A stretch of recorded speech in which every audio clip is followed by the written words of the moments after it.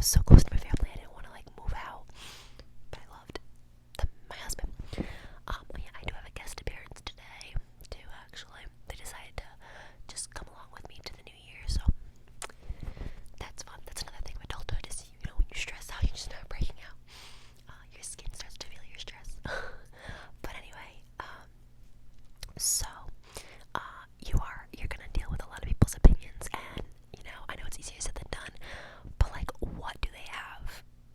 Like, what power do they have over you? You know, that's you have to think about. It's like they can have their opinions, they can give you some input, like thank you, you know, have a great day, you know. But in the end, it's just about taking that with a grain of salt, like just taking what they say. You can ponder it, but it's what makes you happy. It's what your decision is.